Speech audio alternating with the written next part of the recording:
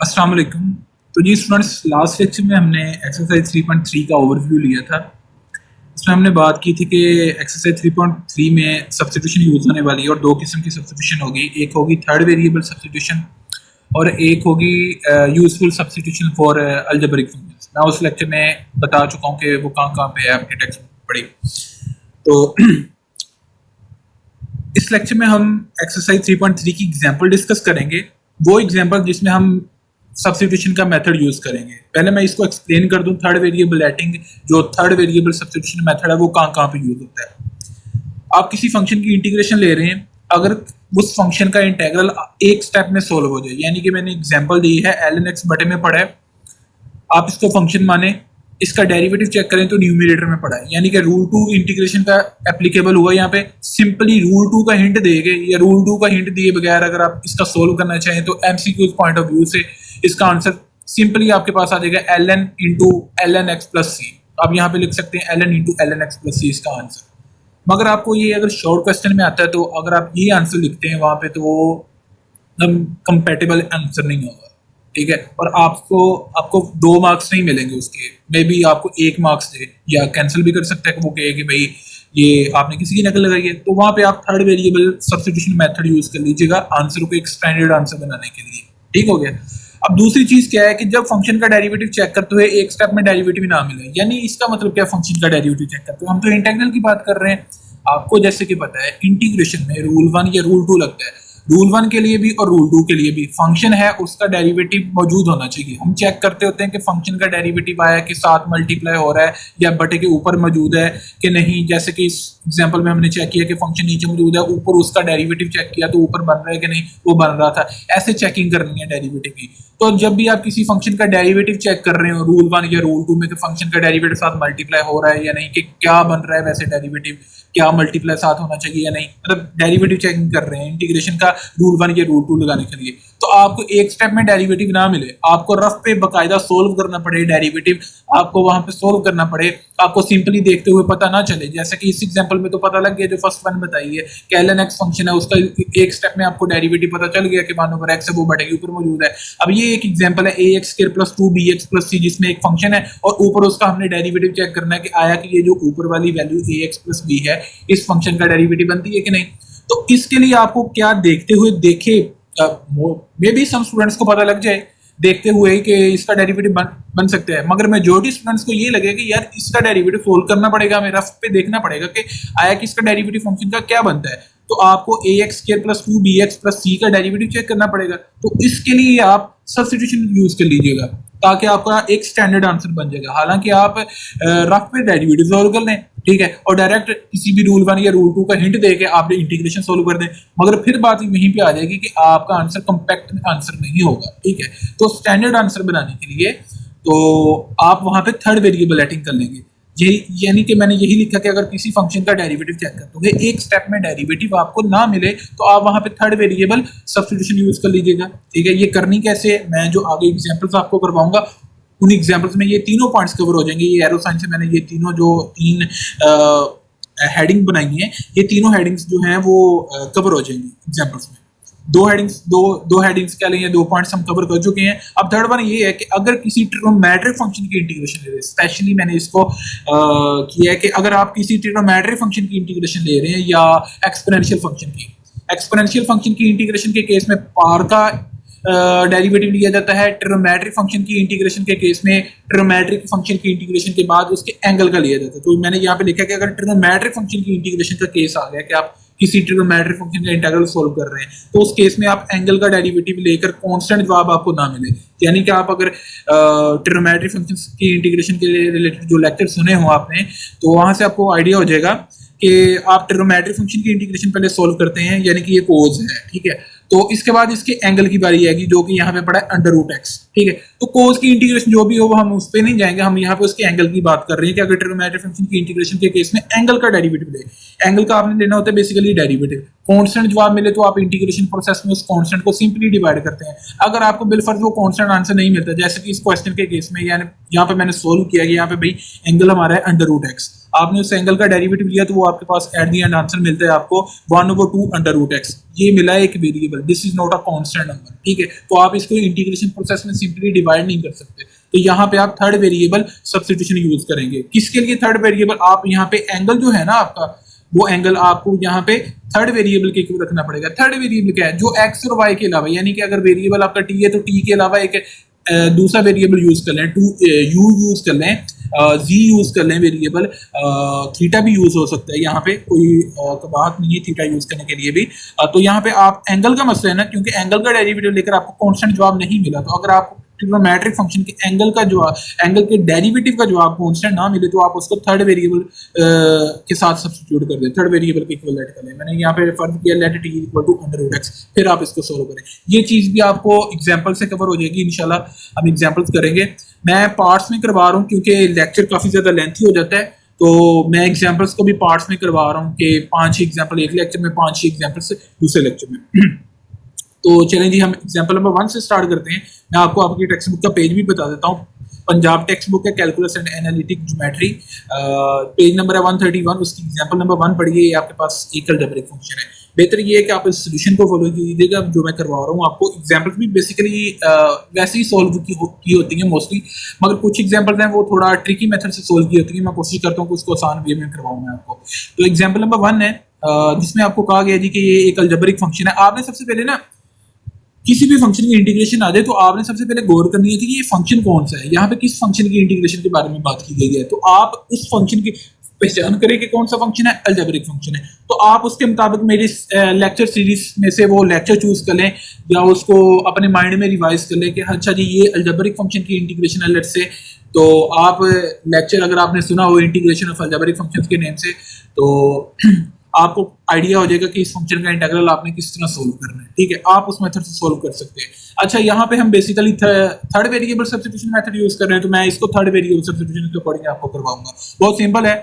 आपने इंटीग्रल में पहले सबसे देखना होता है कि कोई कोफिशिएंट तो नहीं है, आपने उसको बाहर निकाल देना होता है। मैंने देखा जी बटे में 2 कोफिशिएंट पड़ा है, उसको बाहर निकाल दिया। हालांकि यहाँ पे ए भी कोफिशिएंट है, आप उसको भी बाहर निकाल सकते हैं, मगर हमने नहीं निकाला क्योंकि ये फंक्शन के डेरिवेटिव को सोल्व करने के लिए इस्तेमाल होगा, फंक्शन के डेरिवेटिव के आंसर में इस्तेमाल होगा। ये जो ए ऊपर वाला है ना, आप इसको भी निकाल सकते हैं, वैसे कोई बात नहीं है। एनीवेज हमने 2 कोफिशिएंट दिया तो उसको बाहर निकाल दिया, तो हमारे पास ये बचता है यहाँ पे ये फंक्शन अलजेब्रिक फंक्शन। अगर यहाँ पे गौर करें, आपका फंक्शन जो है अलजेब्रिक फंक्शन जो है वो क्वेश्चन फॉर्म में है। तो आपको पता है जैसे कि अलजेब्रिक फंक्शन जब भी ये क्वेश्चन फॉर्म में हो तो वहां पे सबसे पहले चेक किया जाता है प्रॉपर है या इम्प्रॉपर है। ये तो प्रॉपर फंक्शन है क्योंकि ऊपर वेरिएबल है ही नहीं, यानी कि उसकी पावर 0 है, नीचे वेरिएबल है उसकी पावर 1 है, तो ऑब्वियस बात है कि नीचे पावर बड़ी है, तो ये हो गया अलजेब्रिक फंक्शन, एक प्रॉपर फंक्शन। तो जब प्रॉपर हो जाए तो फिर आप रूल 2 पे जाएं। तो जब भी आपने अलजेब्रिक फंक्शन पे रूल 2 लगाना होता है, तो रूल 2 लगाने के लिए फंक्शन जो नीचे मौजूद होता है, आपका बटे के नीचे मौजूद होता है फंक्शन, उसकी होल पावर होनी चाहिए 1। यहाँ पे इस केस में देखें कि अंडर रूट है, यानी कि function a t plus b है, उसकी होल पावर कितनी है 1/2। तो यहाँ पे रूल 2 एप्लीकेबल नहीं होगा, तो आप इसको उठाकर बटे के ऊपर ले जाएंगे न्यूमरेटर में। तो जब आप इसको न्यूमरेटर में लेके जाएंगे तो ये -1/2 पावर बन जाएगी। अब यहाँ पे आप सिंपली रूल 1 इस्तेमाल कर सकते हैं, क्योंकि अब बटा खत्म हो गया तो रूल 1 पे जाएंगे। रूल 1 के लिए आप -1/2 को कंसिडर ना करें, ठीक है। -1/2 को कंसिडर किए बगैर अगर आप डेरिवेटिव चेक करें तो ए टी प्लस बी का डेरिवेटिव आपके पास क्या बनता है, ए बनता है सिंपली, जो कि नेक्स्ट उससे मल्टीप्लाई हो रहा है। तो आप सिंपली इस टोटल पावर में 1 प्लस कर दें और टोटल पावर में 1 प्लस कर दें। मैं ये चीज आपको जुबानी बता रहा हूँ क्योंकि मैं बहुत जगह पे आपको ये रूल 1 और रूल 2 यूज करना सिखा चुका हूँ। एक्सरसाइज 3.2 ऑलमोस्ट हमने ये दोनों रूल्स के अकॉर्डिंग ही की है, ठीक है। तो मैं उस चीज को ज्यादा एक्सप्लेन नहीं कर रहा, मैंने जुबानी ही बता दी है। आई होप कि आपको ये पॉइंट क्लियर हो चुका होगा। एनीवेज, मैं यहाँ पे बेसिकली कर रहा हूँ थर्ड वेरिएबल सब्स्टिट्यूशन। तो मैं यहाँ पे आपको मेथड जो सोल्व करके दिखाऊंगा वो करवाऊंगा मैं आपको थर्ड वेरिएबल सब्स्टिट्यूशन। जो इसका अल्टरनेट मेथड है कि आप डायरेक्ट यहाँ पे रूल 1 लगा सकते हैं कि फंक्शन की पावर को कंसिडर किए बगैर ए टी प्लस बी का डेरिवेटिव चेक करें तो वो साथ मल्टीप्लाई हो रहा है, तो फंक्शन की टोटल पावर में 1 ऐड कर दिया जाए और डिवीजन में भी -1/2 में 1 ऐड कर दिया जाए। वो है जी वो अल्टरनेट मेथड डायरेक्ट रूल 1 लगाने का। मगर यहाँ पे हम थर्ड वेरिएबल सब्स्टिट्यूशन लगाना सीख रहे हैं तो हम वो यूज कर रहे हैं। तो हम यहाँ पे कौन सा पॉइंट फॉलो करेंगे, ये वाला जो पॉइंट है कि जब आपका इंटीग्रल एक स्टेप में सोल्व हो जाए, मान लें कि आप सिंपल यहाँ पे हिंट देंगे, भाई रूल 1 का हिंट दें, तो आपको समझ लें कि एक दो स्टेप्स में आपका इंटीग्रेशन का आंसर मिल चुका, तो आप एक स्टैंडर्ड आंसर बनाने के लिए बेसिकली यहाँ पे सब्स्टिट्यूशन यूज कर रहे हैं, वरना आप डायरेक्ट भी इसको रूल 1 के अकॉर्डिंग सोल्व कर सकते हैं। तो आप एक स्टैंडर्ड आंसर के लिए यहाँ पे थर्ड वेरिएबल सब्स्टिट्यूशन कर रहे हैं। थर्ड वेरिएबल सब्स्टिट्यूशन करनी कैसे होती है कि जो आपका फंक्शन होता है ना, चाहे वो रूल 1 में हो चाहे वो रूल 2 में हो, जो आपका फंक्शन है, यानी कि यहाँ पे फंक्शन है a t प्लस b, क्योंकि रूल 1 में पार नहीं कंसिडर होती, तो आपका फंक्शन बचता है विदाउट पार a t प्लस b। आप उसको एक थर्ड वेरिएबल के इक्वल लेट कर लेंगे, u ले लिया आपने, t नहीं लिया क्योंकि t यहाँ पे यूज हो चुका है, u के इक्वल लेट कर लिया। जब आप यहाँ पे u ले जाएंगे, आपके फंक्शन की जगह u चला जाएगा, क्योंकि वेरिएबल अब चेंज हो गया, सब्स्टिट्यूट हो गया। पहले वेरिएबल फंक्शन में पड़ा था t, अब वहां पे चला जाएगा u, तो यहाँ पे भी आपको क्या चाहिए, du चाहिए। इसके लिए हम डिफरेंशियल करते हैं। ये चीज मैंने आपको थर्ड चैप्टर स्टार्ट करने से जो स्टार्ट किया था उसके फर्स्ट लेक्चर में भी मैंने आपको बताई थी, जिसमें मैंने आपको डिफरेंशियल का कॉन्सेप्ट दिया था। बेसिकली डिफरेंशियल किस लिए इस्तेमाल होता है, जब आप सब्स्टिट्यूशन मेथड यूज करते हैं। आपके चैप्टर के फर्स्ट पेज पे पैराग्राफ है, उस पैराग्राफ में बताया गया कि जब आप सब्स्टिट्यूशन करते हैं, थर्ड वेरिएबल सब्स्टिट्यूशन करते हैं, वहां पे जो है डिफरेंशियल के मेथड यूज होता है। तो इसका मतलब यहाँ पे u जाएगा, तो यहाँ पे du चाहिए आपको। ये dt ये जाहिर कर रहा है कि आपका फंक्शन में वेरिएबल कौन सा इन्वॉल्व है, t, तो इंटीग्रल भी आपका t के हिसाब से सोल्व होगा। तो अगर आपका फंक्शन इन्वॉल्व है u, तो आपका इंटीग्रल du यानी कि u के हिसाब से सोल्व होगा। तो लिहाजा यहाँ पे जाएगा u। आप दोनों साइड्स पे लेंगे डिफरेंशियल, u का डिफरेंशियल बन गया du, और at प्लस b का डिफरेंशियल लिया जाएगा at प्लस b का डिफरेंशियल। ओके हो गया। a यहाँ पे क्या है पड़ा आपके पास, कोफिशिएंट है, a बाहर निकल जाएगा। आप क्या लेंगे डिफरेंशियल किसका, t का डिफरेंशियल लेंगे, प्लस, और b क्या है आपके पास कांस्टेंट, आप उसका डिफरेंशियल लेंगे। ठीक है, तो b क्या है जी, कांस्टेंट 0, इसका डिफरेंशियल आ जाएगा। अच्छा, ये डिफरेंशियल और डेरिवेटिव का जो डिफरेंस है मैं आपको बड़ी जगह बता चुका हूँ। डेरिवेटिव होता है किसी न किसी वेरिएबल के हिसाब से चेंज फाइंड करना है, यानी कि d ओवर dt लिखा जाए, सिंपली लिखा जाए d t, ठीक है, और बड़े में मैं लिख दूं ओवर dx। ठीक है, इसका मतलब क्या है कि आप t वेरिएबल में चेंज फाइंड करना चाह रहे हैं विद रिस्पेक्ट टू x। अगर मैं यहां से dx बटे में से खत्म कर दूं, तो इसका मतलब है ऊपर अकेला बचा dt। इसका मतलब है कि मैं चेंज फाइंड करना चाह रहा हूं t में, किसी वेरिएबल के हिसाब से नहीं करना चाह रहा, मैं सिंपली t में चेंज फाइंड करना चाह रहा हूं। तो हम यहाँ पे सिंपली चेंज फाइंड करना चाह रहे हैं। u में जो चेंज हुआ वो du बन गया। a कोफिशिएंट था वो बाहर निकलेगा, वो बाहर निकाल दिया। जो t में चेंज हुआ वो dt बन गया, प्लस b जो कांस्टेंट है उसका चेंज जो होगा, कांस्टेंट में चेंज कोई नहीं होता, वो 0 आ जाएगा उसमें चेंज। तो लिहाजा du बन गया जी a dt के इक्वल, यानी कि जहां पे a dt है उसकी जगह आप ले जाएंगे du, और जहां पे a t प्लस b पड़ा है आप उसकी जगह ले जाएंगे u। ठीक है, तो इंटीग्रल आपका बन जाएगा, इंटीग्रल बिकम्स, आपका इंटीग्रल क्या बन जाएगा इस सब्स्टिट्यूशन को फॉलो करते हुए, थर्ड वेरिएबल सब्स्टिट्यूशन। तो इसके मुताबिक क्या बनेगा कि a t प्लस b की जगह चला गया u, -1/2 पार वहीं पड़ी है, a dt की जगह चला गया इसके अकॉर्डिंग du, तो मैंने du यूज कर दिया यहाँ पे। अब यहाँ पे रूल 1 लग रहा है, लगना पहले भी रूल 1 ही था, बस एक स्टैंडर्ड आंसर बनाने के लिए हमने थर्ड वेरिएबल यूज कर दिया कि कॉम्पैक्ट और स्टैंडर्ड आंसर बन गया। शॉर्ट लग रहा है भैया, शॉर्ट लग रहा है। अब ये नहीं लग रहा है कि आपने किसी की नकल लगाई है। तो रूल 1 लगाया हमने, रूल 1 का हिंट दिया कि फंक्शन है उसकी होल पार जितनी मर्जी है उसको कंसीडर किए बगैर अगर डेरिवेटिव लिया जाए वो साथ मल्टीप्लाई हो, तो फंक्शन के टोटल पार में एक ऐड कर दें, डिवीजन में भी एक ऐड कर दें। तो टोटल पार पड़ी थी आपके पास -1/2, तो आपने उसमें एक ऐड कर दिया और डिवीजन में भी एक ऐड कर दिया, तो आपके पास इस तरह ये आंसर बन गया जी 1/2 ऊपर बन गया और नीचे भी 1/2। अब ये जो 2 डिवीजन में पड़ा है आप उसको ऊपर ले जाएं तो ये 2 से कैंसिल हो जाएगा, और 1/2 की जगह आप अंडर रूट यूज कर दें, तो under root u plus c आपके पास एट द एंड आंसर आ जाएगा। अब ये देखें कि ये u में आंसर है, आपके पास जो रिक्वायर्ड जो वेरिएबल था वो इंटीग्रल जो आपने सोल्व करना था वो t वेरिएबल की फॉर्म में करना था, वो t में था, तो आपका आंसर भी t में आना चाहिए। जो आपने ये सब्स्टिट्यूशन की है ना, ये सिर्फ आंसर इंटीग्रल को सॉल्व करने के लिए की है। जब आपका इंटीग्रल सॉल्व हो जाएगा तो आप u की जगह दोबारा t वेरिएबल ले जाएंगे, यानी कि u को जिसके इक्वल लेट किया था at प्लस b के लिया था, लेट के फर्ज किया था आपने, तो u की जगह आप at प्लस b दोबारा ले जाएंगे, तो ये आपके पास आंसर बन चुका है। This is example number 1 of page 131। अब इसके बाद है जी आपके पास एग्जांपल नंबर 2, जिसमें आपने एक अलजेब्रिक फंक्शन की इंटीग्रेशन सोल्व करनी है। तो इसको मैंने 2 मेथड से सोल्व किया है, आप जौन सा मर्जी आपको बेटर लगे आप उसको यूज कर सकते हैं। तो दोनों में आप पहले एक चीज देखें, मैं आपको सब्स्टिट्यूशन मेथड नहीं करवा रहा, मैं दूसरा मेथड करवा रहा हूं, तो आप दूसरे मेथड पे आइएगा। तो आप इधर ध्यान रखिएगा, ये मेथड जो है वो आप खुद करिएगा, जैसे कि ऊपर वाला क्वेश्चन मैंने सब्स्टिट्यूशन करके दिखाई है आपको। तो बेहतर ये है कि आपकी एक असाइनमेंट ही हो जाएगी, आपका एक असेसमेंट टेस्ट ही हो जाएगा, समझ लें, आपकी एक प्रैक्टिस हो जाएगी अगर आप इसको सब्स्टिट्यूशन के अगर मेथड के अकॉर्डिंग खुद सोल्व करते हैं। एनीवेज मैं थोड़ा बहुत आपको बता दूंगा इसका। तो मैं दूसरा मेथड अल्टरनेट मेथड को एक्सप्लेन कर रहा हूँ, वो थोड़ा शॉर्ट मेथड है और इजी मेथड भी है। आप इसको भी फॉलो कर सकते हैं, जिस मर्जी मेथड से सोल्व कर दें। बेसिकली ये जो सोल्यूशन है इस साइड वाला, लेफ्ट साइड वाला, ये एग्जांपल में सोल्व किया है। ये जो मैंने अपनी जो आपको मैंने कॉन्सेप्ट्स दिए अपने लेक्चर्स में, मैंने उसको अकॉर्डिंग सोल्व किया इसको कि ये है एक आपके पास अलजेब्रिक फंक्शन पड़ा, ये चीज x over under root u कह दिया 4 + x के अलजेब्रिक फंक्शन है, क्वेश्चन फॉर्म मौजूद है। आप जाएंगे रूल 2 पे। जब अलजेब्रिक फंक्शन पे आपने रूल 2 लगाना होता है तो आप वहां पे चेक करते हैं आपका फंक्शन प्रॉपर है या इम्प्रॉपर है। तो यहाँ पे फंक्शन है, अलजेब्रिक फंक्शंस के केस में रूल 2 लगाना हो, फंक्शन प्रॉपर या इम्प्रॉपर चेक किया जाता है। ये है इम्प्रॉपर, क्योंकि नीचे वेरिएबल की है इस बार पड़ी है 2 और ऊपर पड़ी है 1, ये है प्रॉपर। सॉरी मैं मिस्टेक कर गया, ये प्रॉपर है, मे बी मैंने इम्प्रॉपर कह दिया, तो ये प्रॉपर है। तो अब प्रॉपर हो गया। अब आप रूल 2 पे जाएं। रूल 2 की दो कंडीशंस होती हैं, बटे के नीचे मौजूद फंक्शन की होल पावर 1 और उसका डेरिवेटिव बटे के ऊपर बनना चाहिए। बटे के नीचे आप चेक करें तो होल पावर कितनी पड़ी है 1/2, तो यहाँ पे रूल 2 नहीं लगेगा क्योंकि पावर का मसला है। तो आप इसको उठाकर ऊपर ले जाएं तो ये पावर क्या बन जाएगी, -1/2 बन जाएगी। ऊपर x वैसे ही पड़ा है, ठीक है। तो यहाँ पे आप लगाएंगे कि बताएंगे कि रूल अब 1 लगाना है आपने। रूल 2 नहीं लगा क्योंकि वो फंक्शन की होल पावर की वजह से फेल हो गया, वहां पे होनी चाहिए थी होल पावर 1, यहाँ पे है -1/2 अब हो गई है। तो रूल 1 के लिए ये जितनी भी पावर वो कंसिडर मैटर नहीं करेगी। रूल 1 का फायदा ये होता है कि फंक्शन की होल पावर को कंसिडर नहीं किया जाता, तो लिहाजा आपका यहाँ पे फंक्शन जो है विदाउट पावर है। वो फंक्शन विदाउट पावर अगर आप देखें तो वो बनता है 4 + x²। तो लिहाजा आपका जो f(x) है वो क्या है 4 + x²।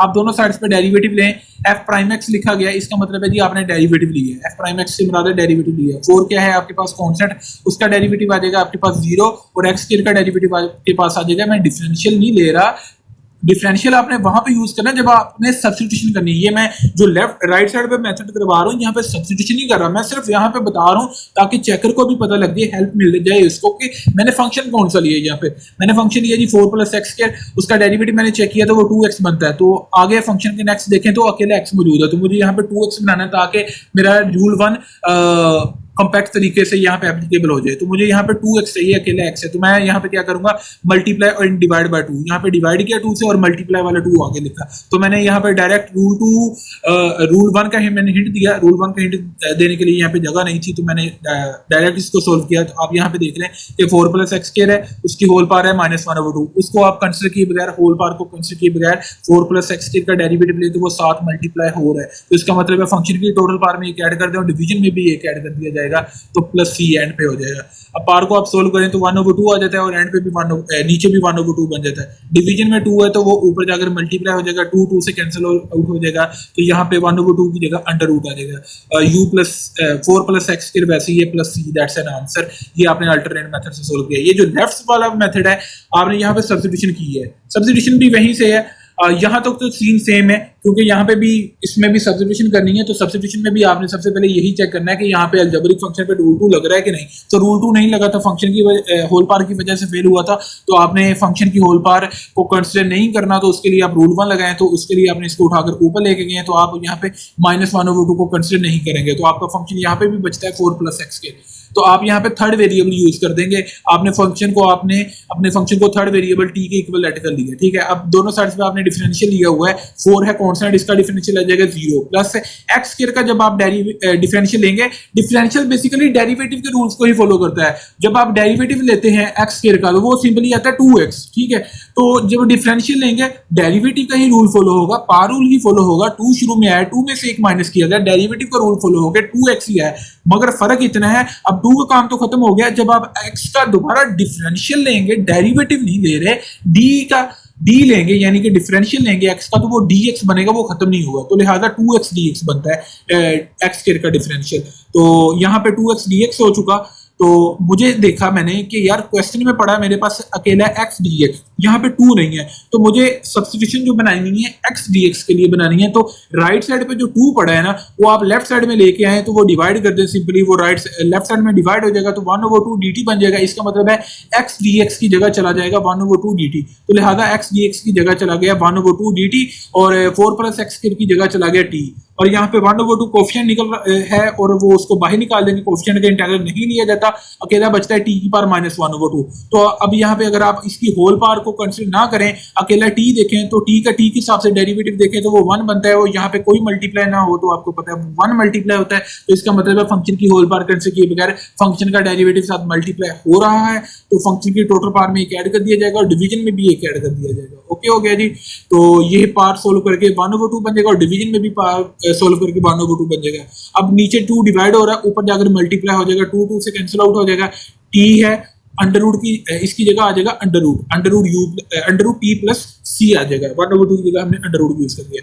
अब हमारा इंटीग्रल सोल्व हो गया। अब हमने t की जगह दोबारा अपना वेरिएबल ले जाना है जिसको t के इक्विवेलेंट किया था, क्योंकि आंसर भी हमारा x की फॉर्म में होना चाहिए, तो t की जगह 4 + x² हमने हिंट देकर दोबारा किया, तो t की जगह चला जाएगा 4 + x²। अब इन दोनों मेथड्स में आंसर देख लें, आपका सेम है। अब आप पे है कि आप कौन सा मेथड यूज करें। बेहतर ये है कि आप राइट वाला मेथड यूज करें, आपको रट्टा ना लगाएं कि भाई, क्योंकि आपको भूल भी सकता है। मैंने ये सोल्यूशन इसी वजह से साइड पे करके दिया है कि आपको भूल भी सकता है, ये कोई रट्टा लगाने वाली चीज तो नहीं है ना कि सब्स्टिट्यूशन आपने कहां पे यूज करनी है। इसी वजह से वो मैंने 3 जो पॉइंट्स आपको पहले करवाए हैं वो आपकी आसानी के लिए करवाए, ताकि आपको याद रह जाएगा कि आपने कहां पे थर्ड वेरिएबल सब्स्टिट्यूशन यूज करनी है। वो 3 पॉइंट्स आपको मैं समझा चुका हूं। अच्छा जी, इसके बाद जी आपके पास example number 3। This example number 3 is about integration of algebraic function. यहाँ पे भी आपने अलजेब्रिक फंक्शंस के इंटीग्रल सोल्व करना है। अगर आप देखें तो यहाँ पे अलजेब्रिक फंक्शन है। अब आप देखें यहाँ पे ये बहुत ज्यादा इंपॉर्टेंट एग्जांपल है, इसको आप गौर से समझिएगा कि यहाँ पे अब 2 फंक्शन है, अंडर रूट x - a और x, ये दोनों आपस में मल्टीप्लाई नहीं हो सकते, क्योंकि ये अंडर रूट वाली टर्म है x - a और ये अंडर रूट के बगैर है, तो ये अंडर रूट वाली टर्म में अंदर जाकर मल्टीप्लाई नहीं हो सकता। शर्त ये थी कि इसका भी अंडर रूट होता है, x का भी अंडर रूट होता, फिर मल्टीप्लाई कर सकते थे। एनीवेज यहाँ पे मल्टीप्लिकेशन नहीं हो सकती, तो यहाँ पे आपको रूल 1 या रूल 2 के मुताबिक डेरिवेटिव भी नहीं मिलेगा। देख लेते हैं जी, आपने इसको अंडर रूट वाली वैल्यू को पहले लिख दिया, जो अंडर रूट के बगैर है उसको बाद में लिख दिया। अब आपको लगेगा कि यहाँ पे रूल 1 लगेगा, क्योंकि अलजेब्रिक फंक्शन पे रूल 1 या रूल 2 ही मोस्टली लगता है, क्योंकि यहाँ पे क्वेश्चन फॉर्म भी नहीं मौजूद फंक्शन की, तो रूल 2 तो नहीं लगेगा, तो रूल 1 में जाएंगे। रूल 1 के लिए आपके लिए ये आसानी होगी कि आप ये होल पावर 1/2 है, आप इसको कंसिडर नहीं करेंगे, तो आप पार होल पावर के बगैर देख लें तो आपके पास अकेली क्या चीज बचती है, x - a। क्या x - a का डेरिवेटिव लेके आया x के हिसाब से, x जवाब नहीं, तो इसका मतलब है फंक्शन का डेरिवेटिव साथ नहीं बन रहा है। तो जब फंक्शन का डेरिवेटिव ही नहीं साथ बन रहा तो आपका रूल 1 या रूल 2 कैसे लग सकता है, तो लिहाजा यहां तो गड़बड़ हो गई है। ठीक है, तो यहां पे ये क्या चीज करेंगे आप यहां पे करेंगे थर्ड वेरिएबल सब्स्टिट्यूशन, क्योंकि वो आपको हेल्प करेगी। यहाँ पे वो कैसे करेगी हम इसका सोल्यूशन देख सकते हैं, देख लेते हैं। ये एग्जांपल इस वजह से काफी ज्यादा इंपॉर्टेंट है। आपने फंक्शन जो है आपका फंक्शन है x - a, ये तो आपको पता है, आपने इसको थर्ड वेरिएबल के इक्वल सब्स्टिट्यूट कर लिया, लेट कर लिया। अब इसकी जगह x - a की जगह t चला गया, आप दोनों साइड पे डिफरेंशियल करेंगे, डिफरेंशियल ऑन बोथ साइड। ठीक है, अब t का डिफरेंशियल बन गया dt, x - a का डिफरेंशियल ये x का अकेला लिया जाएगा, a का अकेला लिया जाएगा, x का डिफरेंशियल ये वो बन गया dx, और a है कांस्टेंट, इसका डिफरेंशियल ये वो आपके पास बन चुका 0। ठीक है, तो इसका मतलब है dt बराबर बन चुका आपके पास dx के। ठीक है, तो इसका मतलब है जहां पे आपके पास dx पड़ा है उसकी जगह चला जाएगा dt। ठीक है, मैं आपको बता चुका हूँ डिफरेंशियल क्यों यूज करते हैं। तो इसका मतलब है कि dt चला जाएगा dx की जगह और x - a की जगह चला जाएगा t। लो जी, इंटीग्रल बिकम्स, इसकी जगह चला गया t और यहाँ पे चला गया dt। अब बारी बच गई है इस x की। अगर आप इसकी जगह t ले जाते और यहाँ पे भी dt ले जाते तो इसकी जगह भी तो t होना चाहिए था ना। अब 2 वेरिएबल तो इकट्ठे नहीं ना होंगे, आप देख लीजिएगा इंटीग्रल में कहीं भी जहां ऐसे नहीं होगा कि एक वेरिएबल t भी है और साथ यहाँ पे x भी है, एक वेरिएबल y भी है और साथ वेरिएबल x भी है, तो इंटीग्रल आपसे सोल्व नहीं होगा। अगर डिफरेंट वेरिएबल होगा, सेम वेरिएबल होगा आपका, तो लिहाजा आपको यहाँ पे x के लिए भी वेरिएबल t चाहिए। तो ये जो आपने सब्स्टिट्यूशन की है t = x - a, तो यहाँ पे आप x के लिए सब्स्टिट्यूशन निकाल दें कि आप x को इधर रहने दें राइट साइड पे, ये जो इधर राइट साइड पे माइनस हो रहा है आप इसको लेफ्ट साइड पे लेके जाएंगे तो ये प्लस हो जाएगा, प्लस का हो जाएगा। तो लिहाजा राइट साइड पे x रखा आपने, राइट साइड में जो x नेगेटिव है वो राइट साइड पे लेफ्ट साइड में जाएगा, वो ऐड हो जाएगा। ठीक है, तो a + t बन जाएगा। तो लिहाजा इसका मतलब है यहाँ पे क्वेश्चन में जहां पे x पड़ा है आप उसकी जगह a + t ले जाए। तो इसी को फॉलो करते हुए हमारा इंटीग्रल बन गया x - a की जगह इसके अकॉर्डिंग t चला गया। ये t आपके सामने, पार जो है होल पावर 1/2 वो अपनी जगह ही मौजूद है। ये जो अकेला x है उसकी जगह चला गया, इसकी अकॉर्डिंग x की जगह a + t चला गया। ओके हो गया।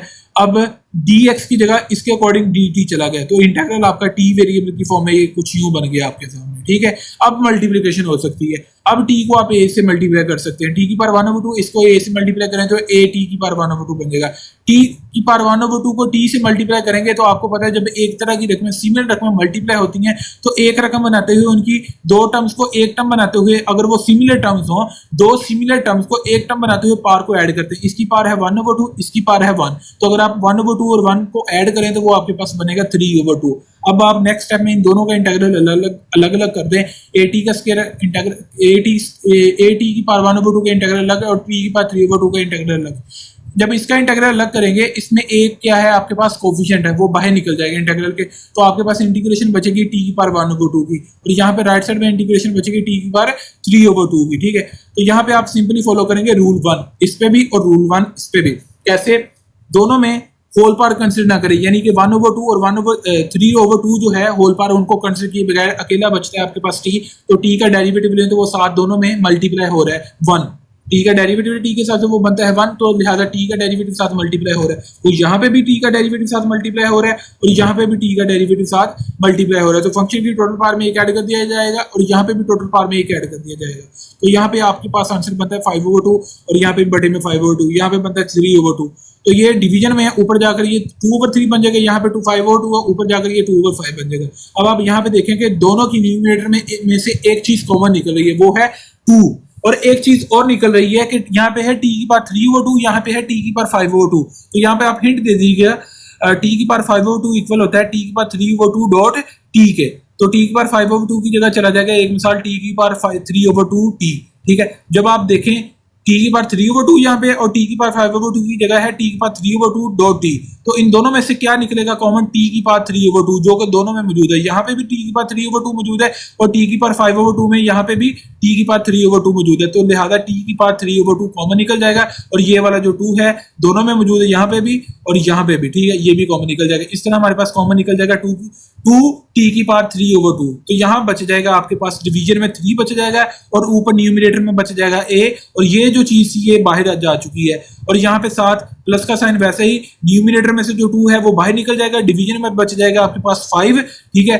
और t की पावर 5/2 में से t की पावर 3/2 तो बाहर चला गया, अकेला t बचेगा, तो वो यहाँ पे मैंने t लिख दिया है, ठीक है। इस तरह मैंने ये कॉमन निकाला है। अब आप यहाँ पे देखें इंटीग्रल आपका सोल्व हो चुका है, आपका फाइनल आंसर x वेरिएबल की फॉर्म में होना चाहिए, क्योंकि आपके रिक्वायर्ड इंटीग्रल में वेरिएबल जो इन्वॉल्व है वो x है, तो आपने इंटीग्रेशन सोल्व कर ली है, तो लिहाजा आप t की जगह दोबारा वेरिएबल x ले जाएं, तो जिसके केवल लिया था आपने t को वो चीज दोबारा पुट कर दे, t को केवल लिया था आपने x माइनस a का, तो t की जगह चला जाएगा x माइनस a, तो यहाँ पे भी t की जगह x माइनस a आ जाएगा, ठीक है। अब आप क्या करें, ब्रैकेट में एलसीएम लिया जा रहा है, एलसीएम ले लिया आपने, ठीक है, तो न्यूमरेटर को आप सॉल्व करें तो आपके पास ये कुछ यूं आंसर बन जाएगा 5a माइनस 3a बन करके 2a आपके पास आंसर आ जाएगा, और 3x साथ वैसे ही है, ये डिवीजन का 15 जो है वो 2 के साथ इकट्ठा कर दिया जाएगा, दैट्स एन आंसर, आपके पास ये आंसर हो चुका है।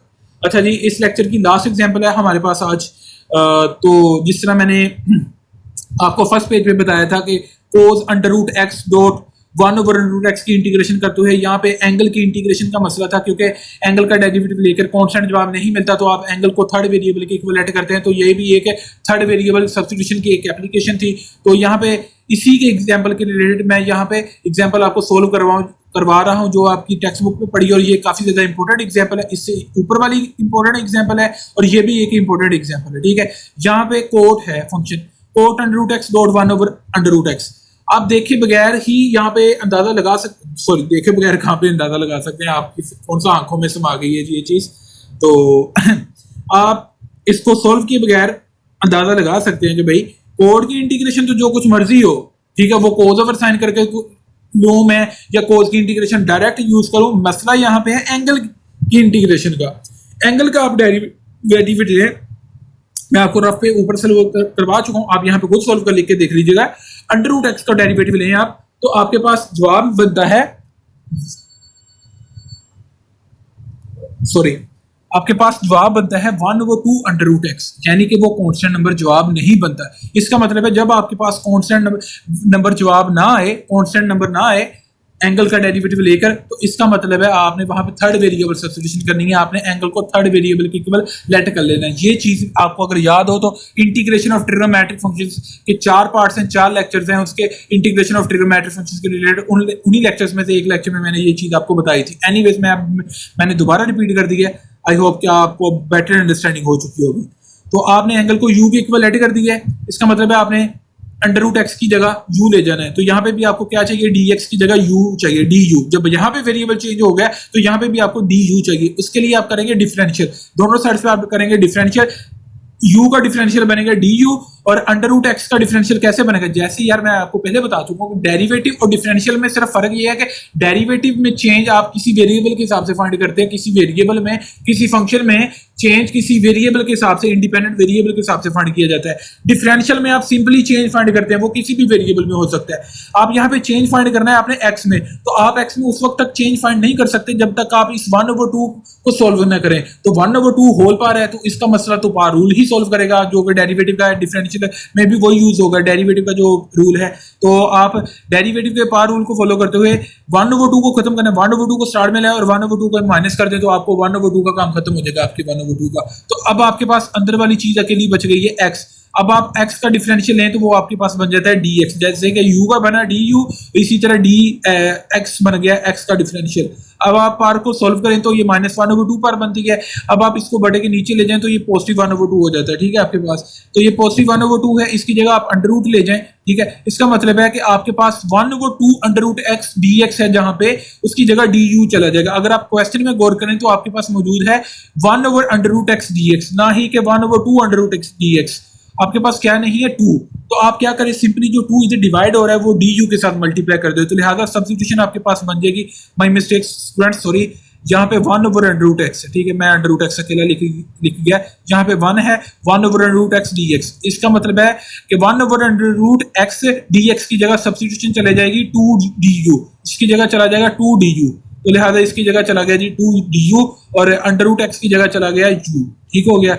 अब आप 2 जो है कोफिशिएंट वो बाहर निकाल दें, कोट u का इंटीग्रल सोल्व करें, ठीक है। कोट u का इंटीग्रल कैसे सोल्व होगा कि कोट u जो फंक्शन है वो किसी भी फंक्शन का डेरिवेटिव लेकर आपके पास नहीं आता। अगर आप ट्रिग्नोमेट्रिक फंक्शंस की इंटीग्रेशन का कांसेप्ट देखें, जो मैंने आपको इंटीग्रेशन ऑफ ट्रिग्नोमेट्रिक फंक्शंस के कांसेप्ट में बताइए कि जब एक ट्रिग्नोमेट्रिक फंक्शन की इंटीग्रेशन हो तो सबसे पहले आप यही चेक करते हैं ट्रिग्नोमेट्रिक फंक्शन किस फंक्शन का डेरिवेटिव लेकर बनता है। तो डेरिवेटिव फार्मूलाज में किसी भी फंक्शन का डेरिवेटिव लेकर आपके पास कोड जवाब नहीं आता। तो अगर फंक्शन किसी फंक्शन का डेरिवेटिव लेकर ना बने तो वहां पे लगती है half to double angle conversion या फंडामेंटल। मगर यहां पे ना half to double angle conversion लगी, क्योंकि मैंने आपको half to double angle conversion सिर्फ साइन और कोस फंक्शन के लिए करवाई है। तो ये तो है कोड फंक्शन, तो इसकी जगह तो half to double angle conversion नहीं लगेगी और ना ही यहाँ पे लगेगी फंडामेंटल, क्योंकि फंडामेंटल के लिए यहाँ पे होना चाहिए था कोड का स्क्वायर। तो कोड का स्क्वायर तो यहाँ पे है कोई नहीं, तो सिंपल कोड है। तो यहाँ पे कहाँ पे जाएंगे, tan और कोड के केस में ये होता है कि tan की जगह कर लिया जाता है लिहाजा साइन ओवर कोस,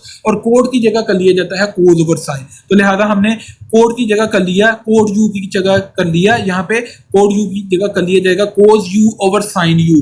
अब यहाँ पे आ गई है 2 ट्रिग्नोमेट्रिक फंक्शंस की इंटीग्रेशन। तो अगर आप 2 ट्रिग्नोमेट्रिक फंक्शंस की इंटीग्रेशन के कॉन्सेप्ट के जो लेक्चर है उसमें जो कॉन्सेप्ट दिया उस पर गौर करें तो वहां पे 3 पॉइंट्स फॉलो किए जाते हैं। सबसे पहले पहला पॉइंट वही है कि एज अ होल ये जो चीज है कोस ओवर साइन किसी का फंक्शन का डेरिवेटिव लेकर बनती है ना, ये किसी फंक्शन का डेरिवेटिव लेकर नहीं बनती। फिर आपके पास सेकंड हरबा ये होता है, सेकंड पॉइंट ये होता है कि फंक्शन पे रूल 1 लग रहा है या रूल 2। आप फंक्शन पे रूल 1 या रूल 2 लगाने की कोशिश करें। यहाँ पे हम लगाने की कोशिश करेंगे रूल 2, क्योंकि ये क्वेश्चन फॉर्म मौजूद है, बटे के नीचे फंक्शन मौजूद है साइन u, ठीक है। अब अगर आप इसका u के हिसाब से साइन u का डेरिवेटिव लें तो ऊपर फंक्शन के ऊपर बन रहा है साइन u का डेरिवेटिव u के हिसाब से लें तो cos u बनता है। तो लिहाजा बनता है, हमने रूल 2 का हिंट दिया कि फंक्शन के बटे के नीचे मौजूद है, यहाँ पे कुछ नहीं है, ठीक है। ये मैंने इसको रेज किया, खत्म किया, ठीक है। ये कुछ नहीं है, बटा के नीचे फंक्शन मौजूद है सिंपली fx और उसका डेरिवेटिव ऊपर मौजूद है f प्राइम x के नोटेशन के से, ठीक है। फंक्शन नीचे मौजूद और फंक्शन का डेरिवेटिव ऊपर मौजूद है, तो ln fx प्लस c आ जाएगा अकॉर्डिंग टू रूल 2। तो इसका इंटीग्रल आ चुका जी 2 ln sin u प्लस सी, आपके पास ये इंटीग्रल सोल्व हो चुका, ठीक है। अब आप क्या करेंगे, u की जगह दोबारा अंडर रूट एक्स ले जाएंगे, क्योंकि आपका इंटीग्रल यहां तक सोल्व हो चुका है, आपने दोबारा x की फॉर्म में इंटीग्रल लेके जाना है, इंटीग्रल का आंसर लाना है, क्योंकि इंटीग्रल में वेरिएबल कौन से निकल था, x, तो यहाँ पे x की फॉर्म में आंसर आना चाहिए। तो आप u की जगह अंडर रूट एक्स दोबारा हिंट दे दें, तो u की जगह अंडर रूट एक्स यूज कर दें, तो आपके पास आंसर बन चुका। ये जी आपको मैंने एग्जाम्पल करवा दी है, यहाँ तक हमने एग्जाम्पल नंबर 4 कर ली है। एग्जाम्पल नंबर 5 मैं इस लेक्चर में नहीं करवा रहा हूँ, क्योंकि वो जो दोनों एग्जाम्पल है वो काफी ज्यादा इंपॉर्टेंट है, और इन दोनों का जो रिजल्ट है, ठीक है, वो हम जुबानी भी याद रखेंगे, क्योंकि वो डायरेक्ट फंक्शंस की इंटीग्रेशन सॉल्व करने के काम आएगा। यहाँ पे तो आपको एवेल्युएट करना पड़ेगा ना प्रॉपर मेथड से। तो नेक्स्ट कहीं पे भी आपको कोस एक्स को सीकेंड एक्स सॉरी या सीकेंड एक्स की इंटीग्रेशन एक लॉन्ग क्वेश्चन में मिल जाती है, तो आप वहां पे सारा ये प्रोसीजर नहीं यूज करेंगे, आप वहां पे डायरेक्ट रिजल्ट यूज कर सकते हैं। एनीवेज इंशाल्लाह ये हम नेक्स्ट लेक्चर में देखेंगे। तो स्टूडेंट्स, हमने 4 एग्जाम्पल्स किए हैं, मैंने अपनी तरफ से फुल कोशिश की है कि आपको सब्स्टिट्यूशन का मेथड क्लियर हो जाए, और अल्टरनेटिव मेथड भी समझाने की कोशिश की है कि आप कौन सा मेथड फॉलो कर सकते हैं।